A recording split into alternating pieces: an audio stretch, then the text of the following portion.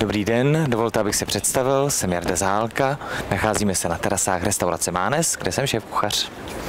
Jsem lektor Kulinářského institutu, bývalý člen klubu Šéf de Šéf, sdružující šéfkuchaře, kteří vaří pro prezidenty, šejky, krále a také spoluautor 6 kuchařek. Vařil jsem pro známé osobnosti, herce, zpěváky, například Vina Diesela, Edwarda Nortona, Bruce Willise, Davida Copperfielda a tady budu vařit pro vás.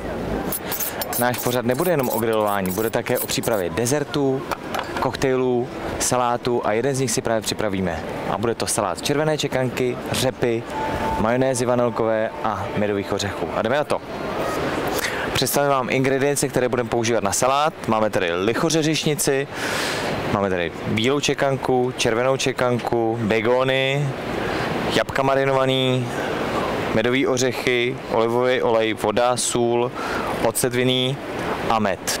Baby řepu a vanilkovou majonézu domácí, kterou si připravíme z oleje, vanilky, žloutku, bílého vinného octa a špetky soli. Vrhneme se na samotný salát přípravou. Uděláme nejdřív dressing, na ten potřebujeme olivový olej, vodu, ocet, med, špetku soli. Uděláme dokonalou emulzi, tak aby nám to na tom salátu drželo. Dressing musí být vždycky mírně přechucený, takže vždycky dělat daleko výraznější než by se vám zdál. Takže tak. Ochutnáme. Já si myslím, že to je perfektní. Dál si připravíme řepu. Máme tady takovou krásnou baby řepu. Pokud seženete, pokud neseženete, můžete použít i klasickou červenou řepu a žlutou řepu. Na salát budeme potřebovat takovýhle 4 kousíčky. Tato řepa je uvařená metodou sous vide, kde ji vaříme ve váku při nízké teplotě, tak aby vlastně zůstaly všechny vitamíny a všechny ingredienty, všechny důležité látky uvnitř v té zelenině a zbytečně se nám nevyplavily pryč. A teď už budeme kompletovat samotný salát. Takže vezmeme řepu, přidáme do misky, přidáme si tam trošku toho dressingu našeho. Podívejte se na takovou hezkou emulzi, co nám to vytvořilo. Přidám trošku toho dressingu. Mírně promíchám, tak aby se hezky ochutila. Přidám špetku soli ještě. A teď už půjdeme na samotný food styling, jak to vlastně nadáme na ten talíř.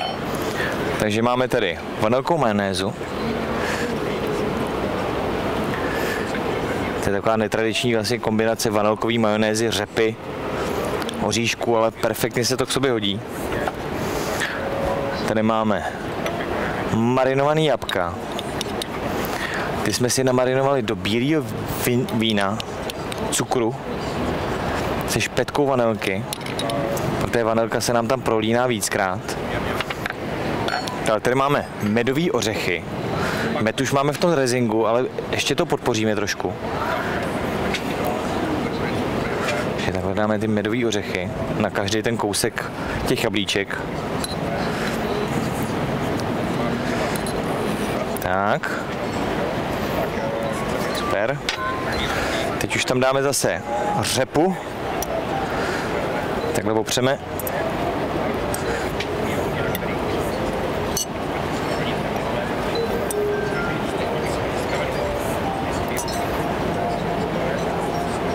Snažíme se tak, aby ten salát pořád měl nějaký kontury, takže vlastně dávat to do prostředka toho talíře. aby to hezky vypadalo. Teď už si připravíme čekanku. Čekanku já si takhle skrojím trošičku ještě. Lístky té čekanky přidám zase do té misky. Zase skrojíme.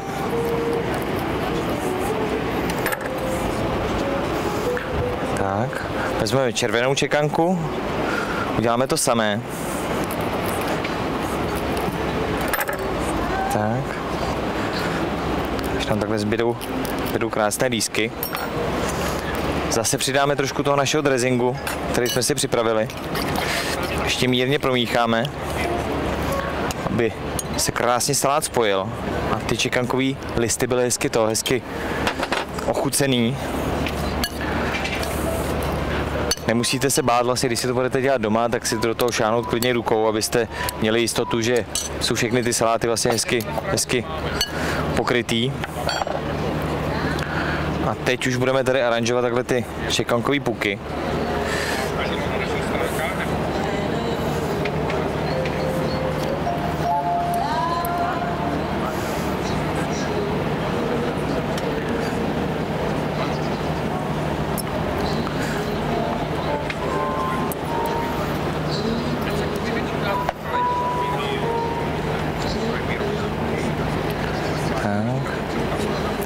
Tady tenhle salát se mi tam nelíbí ještě, tak si ho takhle malinko otočíme.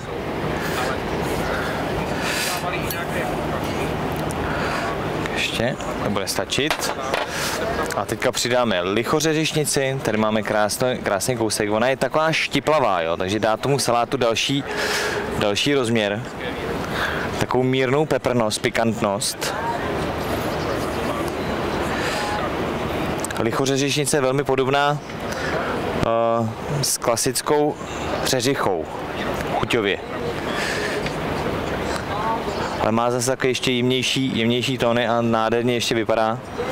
To je další její obrovský plus. Tady máme květy té begonie, také si ji říká Apple Blossom. Jsou jako jablečný květy, které zase doplňují krásně ten salát a udělají ho zase o další kus zářivější a veselější. Zase tady tyhle květy jsou také mírně nakyslé. Já vždycky říkám, že všechny ty ingredience, které jsou na tom salátu, by měly mít nějaký svůj smysl. Mělo by se to doplňovat, mělo by se to hezky doprovázet.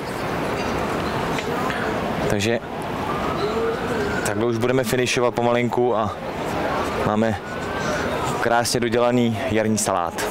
Dobrou chuť vám přeju.